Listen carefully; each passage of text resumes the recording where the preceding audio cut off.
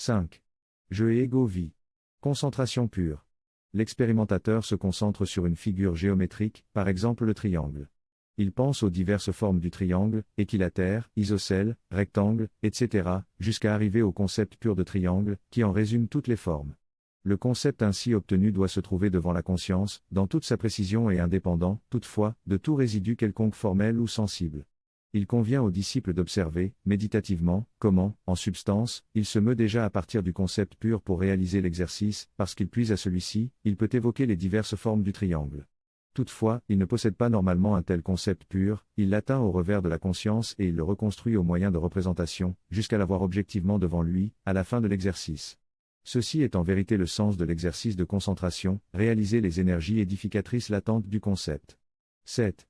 Le disciple se concentre sur le cercle, jusqu'au concept pur. Il doit ensuite se demander pour quelle raison le cercle a son centre à l'intérieur et non hors de soi. En réalité, l'équidistance des points du cercle est spatiale, mais parce qu'on se réfère à un point non spatial, à savoir au centre qui, comme tel, est la négation de l'espace. Sans la référence univoque de l'espace à une telle négation, l'équidistance des points du cercle ne serait pas possible. Celle-ci est possible par rapport à un point métaphysique, ou non spatial, que toute figure, parce que spatiale, ne peut pas avoir en dehors de sa propre forme, mais au contraire à l'intérieur de celle-ci. La forme en vérité est l'extérieur de ce point-là. Toute figure spatiale exprime dans la forme la tendance à l'épuisement de l'espace, pour se révéler telle qu'elle est réellement, comme idée. Cela explique pourquoi l'aire d'un carré, dont le côté est la quatrième partie exacte du périmètre d'un cercle, est considérablement inférieure à celle du cercle lui-même. En réalité, dans le cercle, l'équidistance du point métaphysique atteint le maximum de son expression spatiale. Des méditations similaires éduquent le disciple à la pensée pure.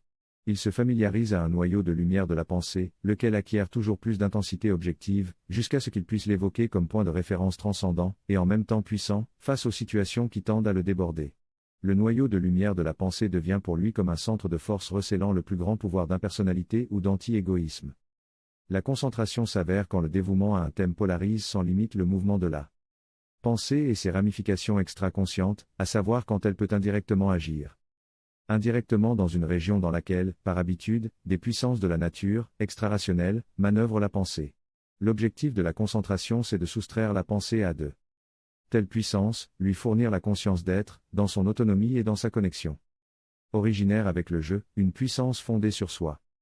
L'exercice, dans un tel sens que la science de l'esprit pose fondamentalement au disciple est celui typique de la concentration, au moyen de l'objet au moindre signifié, lequel, comme on l'a vu, fournit à la pensée le moyen de se soustraire aux connexions psychiques inconscientes, pour directement puiser à sa propre source suprasensible.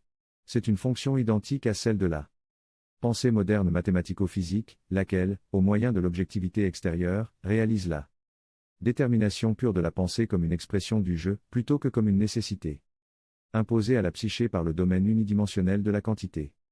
Le danger pour l'être humain de ce temps est justement de se servir de la détermination volontaire de la pensée, qui est une expression du jeu, et de l'écarter pourtant du courant du jeu qui continue de toute manière à fluer en elle, mais, étant nié, en s'enfonçant dans le domaine instinctif.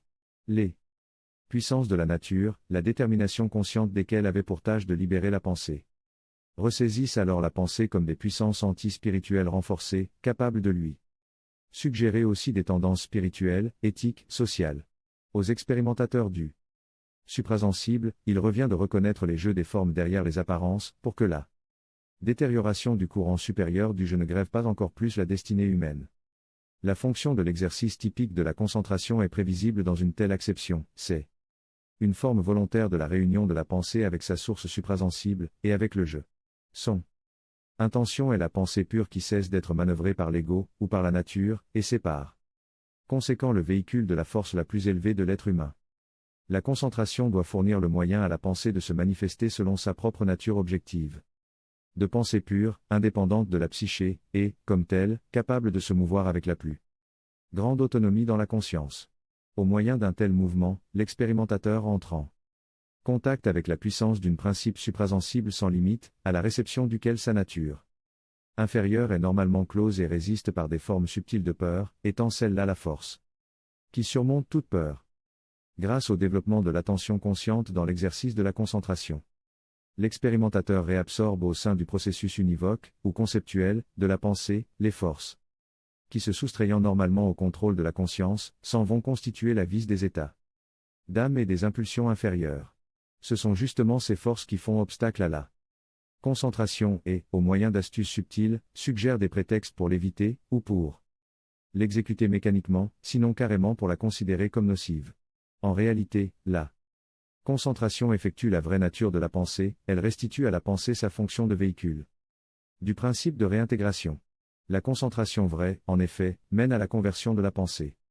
Quand il exécute l'exercice de la concentration en substance, l'expérimentateur affronte la situation réelle de sa propre vie intérieure, parce qu'il se place du point de vue du jeu, en tendant à restituer un ordre qui va du jeu à l'astral, à l'éthérique, au physique, un ordre qu'en réalité il n'y a jamais. Puisqu'il est régulièrement inversé. Tout ce qui se déroule pour l'être humain dans le monde physique, en effet, agit sur l'éthérique, impressionne l'astral et saisit la pensée jusqu'à l'assentiment du jeu, incapable de déterminer, lui, la réponse à la stimulation extérieure selon la loi de son essentialité par rapport au réel. Avec cela, la pensée est normalement un instrument du jeu inférieur. Ou de l'égoïsme, à savoir du corps astral asservi à la corporéité physique, oublieux de sa propre et substantielle indépendance de celle-ci. Pareillement, le concept manque de ses forces latentes et, comme abstraction, devient un aliment discursif de la dialectique. La concentration a la tâche de surmonter l'égoïsme, en se servant du véhicule dialectique immédiat de l'égoïsme qu'est la pensée réfléchie. Tant que la pensée est dialectique, ou réfléchie, malgré ses vertus logiques, elle est un instrument de l'entité animale de l'être humain, à savoir de l'égoïsme, elle ne saisit ni sa propre réalité, ni celle du monde, et c'est pourquoi elle opère au moyen du savoir contre l'élément de la vie, duquel elle puise simultanément le continuum de sa propre activité réfléchie. Plus la pensée est centrée sur elle, plus l'homme intérieur s'essentialise, en vivant dans sa profondeur propre. Il sent qu'il est au seuil du suprasensible, c'est-à-dire auprès d'un monde de vérité puissante, par rapport auquel le monde sensible semble perdre caractère de réalité. Ce sentiment est important, en tant que signe du niveau atteint dans la concentration. Un autre signe est l'état intérieur de dédramatisation des faits humains, auquel s'accompagne un vaste sentiment de compréhension pour tout être, qu'il apparaisse sur la scène innocent ou coupable. Ayant deviné son processus intérieur, il le justifie comme nécessaire et par conséquent exigeant un élément de libération, qui peut uniquement provenir de la part de celui qui médite en se libérant de la maya de la pensée. L'ascèse de la concentration et de la méditation commence à être authentique, quand elle engendre un sentiment de compassion illimité pour les êtres passionnellement attachés à leur propre erreur, comme à leur propre vérité, à savoir gagner à une existence tissée de lutte et de convoitise, dont ils ne possèdent pas le sens, sinon après la mort. D'un tel sentiment est inséparable une volonté de porter secours.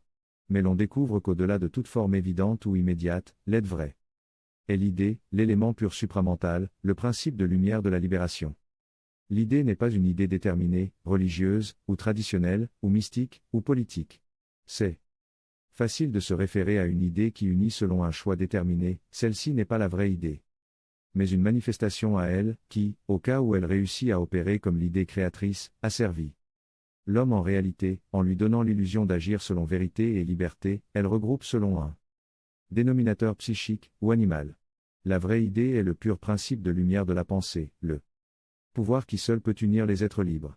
Mais c'est la conquête d'une rédemption du pensée possible à qui connaît l'art du dégagement du mental de la cérébralité et l'urgence de la force cosmique sous la maya de la pensée. Cette force est l'aide vraie de l'homme parce qu'elle est sienne et a le pouvoir de le soulever au-dessus de n'importe quelle faiblesse ou difficulté. La décision qui s'impose à ce point c'est, il faut être plus fort, par amour des autres, pour l'aide desquels le monde a besoin. La force vraie provient de la concentration. Il n'y a pas de situation difficile, extérieure ou intérieure, physique ou psychique, trouble, fatigue, maladie, etc., qui puisse interdire l'exercice de la concentration. Combien même le cas opposé est vrai.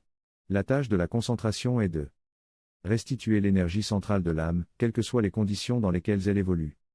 C'est une erreur de croire que la concentration présuppose des conditions extérieures ou intérieures, elle doit pouvoir être pratiquée en n'importe quelle condition, pour autant qu'elle fait appel à la pensée, à savoir, à l'unique activité en soi libre, qui n'a rien à voir avec le support au moyen duquel elle se manifeste. Cette considération-ci peut faire mieux comprendre le sens de la technique de la concentration par nous exposer. Ce ne sont pas des conditions préordonnées qui peuvent fournir un moyen d'expérimenter le jeu. Mais c'est le jeu qui doit pouvoir s'expérimenter lui-même au travers tout type de conditions, dans l'époque actuelle. Dans un tel sens, on peut appréhender la différence de la voie des temps. Nouveau de celle des techniques traditionnelles et en particulier du yoga. La voie des temps. Nouveau fait appel à une force qui a pénétré dans la terrestrité et opère au travers de la maya de l'égoïté humaine, en adoptant une forme initiale de pensée. La pensée se trouve déjà en réalité dans son propre monde de force, mais inconsciemment identifiée à la maya dialectique. En intensifiant volontairement son mouvement, le pensée cesse de coïncider avec elle, elle s'identifie à sa propre force pure et se conjugue avec sa source. Mais pour accomplir une opération semblable, la pensée a besoin de sa maya et du mouvement dialectique. Dans le domaine des forces maya qui en stimulent la mobilité initiale.